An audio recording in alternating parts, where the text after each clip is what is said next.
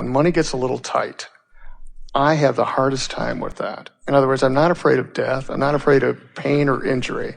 But when the bank account gets tight, it gives me more trouble than anything else.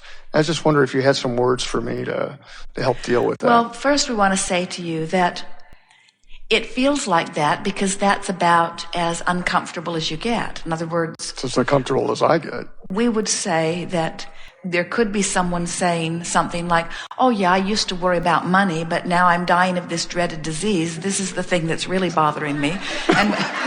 And that's why I keep going, hey, that guy's got cancer and I'm worried about next month's rent, you know? Well, negative emotion is negative emotion. Esther saw something very unsettling on television one day, which took her to her knees. It shook her up so much. And she said, Abraham, if this feels this bad to me and I'm this far removed from it, what must it feel like to those people who are living it? And we said, it's not feeling as bad to them as it is to you. Again, we were talking about this vibrational relativity thing.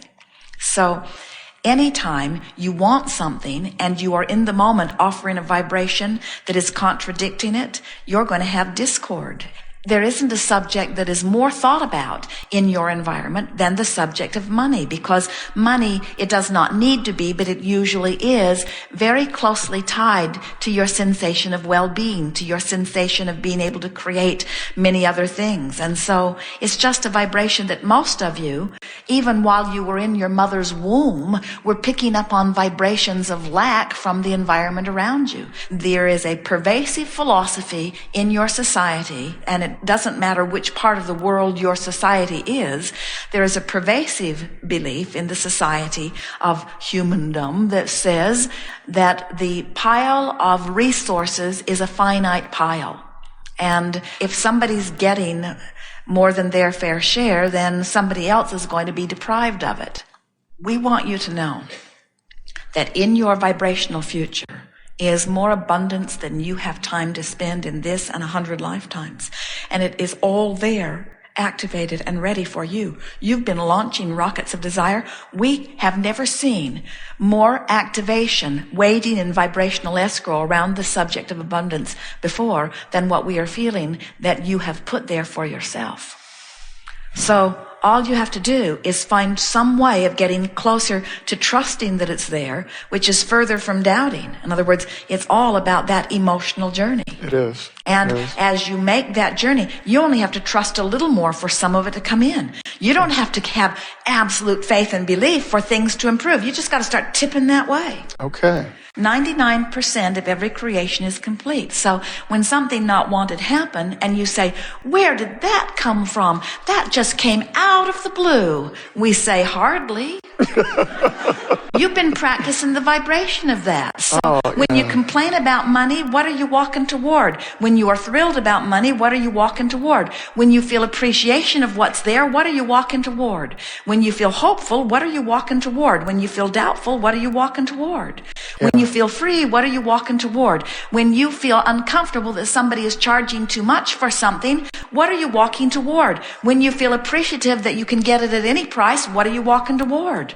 When you appreciate the $4 strawberry, what are you walking toward? When you condemn the $4 strawberry, what are you walking toward? In other words, so many things are tied to your vibrational proclivity relative to this. And there is an abundance lined up outside your door that's just going to knock you over, except by the time you get there, it won't knock you over because it will feel like the next logical step.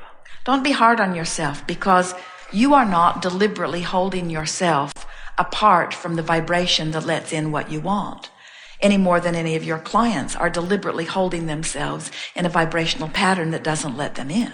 Okay. You're coaching people into self-hypnosis. So let's hear a little of it here for yourself.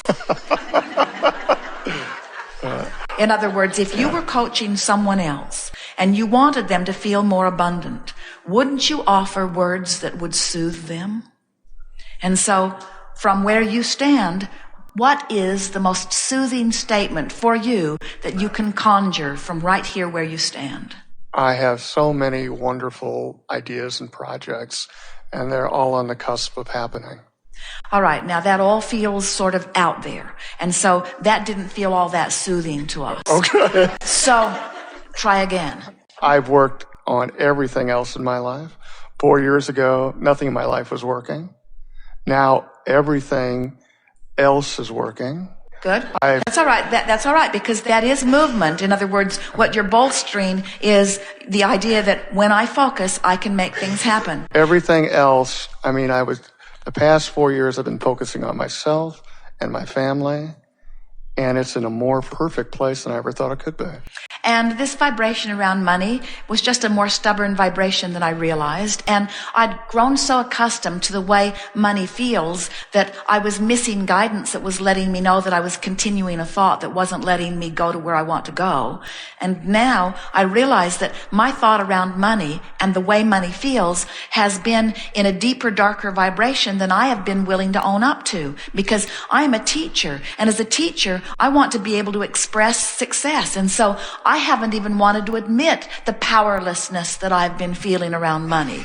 And yet, until I acknowledge the powerlessness that I've been feeling around it, then I can't move into another place. And so I'm going to see if I can't get some movement around this. It would have been nice if earlier in my life I'd had some evidence of some success. It would have been nice if the family that I'd been born into had already figured it out so that they could have taught me. It would have been nice if I'd known earlier on about vibration. In other words, we're reaching for a little bit of blame, because blame certainly feels better than powerlessness. Blame certainly feels better than guilt on it. And it would have been nice, but there are a lot of people, I believe, that were like me, who were raised in environments or who did not have much evidence of abundance around them, that through osmosis sort of picked up on this vibration. And the more I think about it, the more I think that maybe this might be a good thing for me to be living, because I have this one last thing that I'm going to vibe into place. And I'm talking to people all day, every day, who have vibrations stuck in their craw that they don't know how they got stuck there. There's certainly nothing wrong with having a sticking point, because all a sticking point is a habit of thought that contradicts something that I want. And for heaven's sakes, when you look around this world, how many people do you hear say you can have everything you want financially, in comparison with the people that hear you say, do you think money grows on trees? Do you think that you can have everything that you want? Do you think that the universe revolves around you? In other words, most people who surround me, we're speaking for you, stand in places where they believe utterly in the shortage of money, so much so that they've developed patterns of rage around people who have money. Jerry and Esther, as they drive around in this magnificently and extraordinarily expensive monster bus, they are delighted to see how many people pass them giving thumbs up, how many people are giving them the high five sign, how many people are expressing their appreciation for this magnificent thing that they have. And Jerry says, I think it is because across the back of it we have written, life is supposed to be fun. In other words, it lets people know that the idea of feeling good and the idea of having fun and the idea of prosperity all sync up one with another. In other words, you've got to make peace with the idea of prosperity. And we think that you're like so many people. We don't think you have. We think that you are born into a culture, and most people are, where you've decided that those people who are really abundant are on the wrong side of the chart. You know how many people come to gatherings like this? And for years they wanted to debate the issue of spirituality versus materialism. So let us ask you, when you are splitting up a pie somewhere, do you get yours and never mind what anybody else has? Or are you always considerate of others first? I guess I'm always considerate of others. And we think that's nice when there really are only so many pieces of pie to go around. But when it's an infinite pie, you can have a different stance. Talk to us about it some more, and let's see what turns up. I believe that you create whatever you create. And I believe that I'm in the process of creating all these things. I'm creating a key card in China. I'm creating the hypnosis business. I'm creating a software project. I'm creating all these things. My family life is exactly where I want it. I think that's probably taken my concentration at this point.